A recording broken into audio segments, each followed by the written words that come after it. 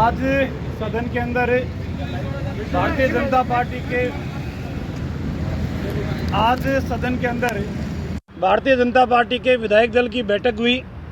बैठक के अंदर पार्टी के शीर्ष नेतृत्व प्रदेश का सम्माननीय डॉक्टर सतीश पूनिया जी, पार्टी के प्रदेश अध्यक्ष, पूर्व मुख्यमंत्री वसुंधरा जी, सचेतक के रूप में जोगेश्वर जी, उपनेता राजेंद्र जी राठौड़ सहित तमाम विधायक उपस्थित रहे।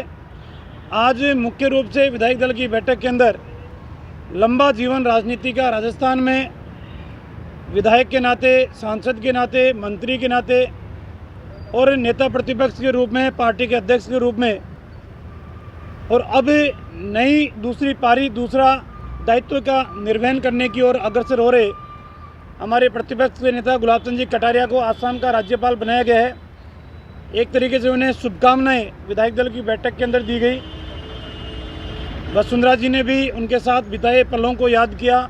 डॉक्टर सतीश पूनिया जी ने भी अपने युवा मोर्चा के अंदर किए गए कार्यों को उल्लेख किया। राजेंद्र जी राठौड़ ने भी उनके साथ राजनीति के अंदर जिन पलों को उनको भी साझा करने का काम किया और तमाम विधायकों ने भी उनको शुभकामनाएं दी।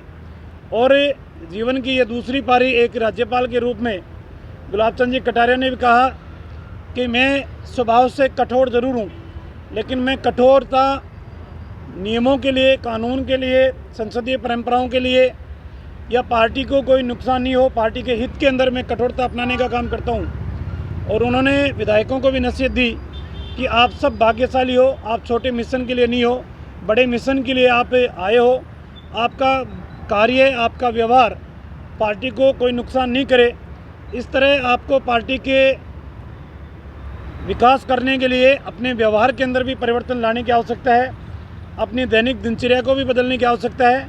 और बड़े कार्य को लेकर आप इस सदन के अंदर आए हो, इस पार्टी के अंदर आए हो, इसलिए आपको पार्टी की हितों को भी ध्यान में रखना है, पार्टी की छवि को भी ध्यान में रखना है और अपने आप को भी स्थापित करने का काम करना है।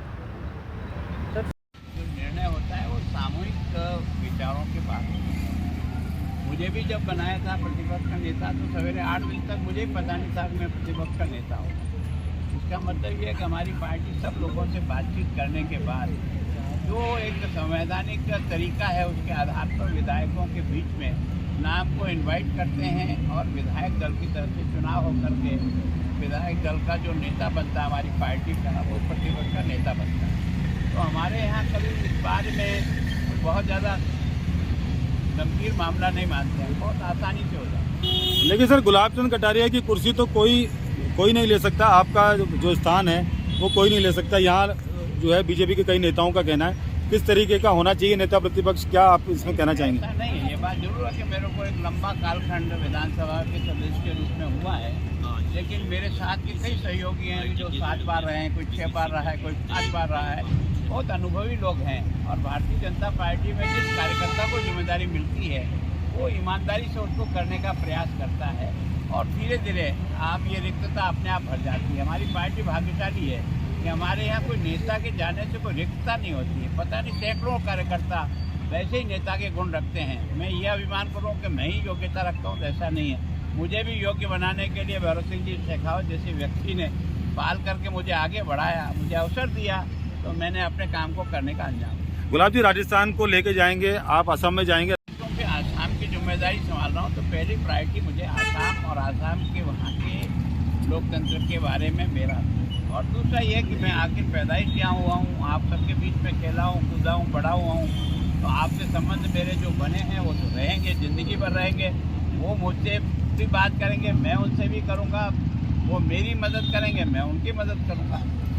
एक रेड है जो डाली जा रही है, जो बीबीसी के ठिकाने आईटी की रेड डाली जा रही है, दिल्ली में कई ठिकानों पर रेड पड़ी है, इसके बारे में क्या कहेंगे? तो मैं तो बराबर इस बात का पक्षधर हूँ, चाहे मैं हूँ, मेरी पार्टी हो, कोई भी हो, अगर वास्तव में देश को नुकसान पहुँचाने का काम किसी ने किया है और उसके कारण से जानकारी प्राप्त होती है तो निश्चित रूप से होना चाहिए। इतना ही नहीं, बहुत इससे कई गुना बढ़ाना चाहिए, जिससे कम से कम ये भ्रष्टाचार पर किसी प्रकार से रोक सके। ठीक है गुलाब जी।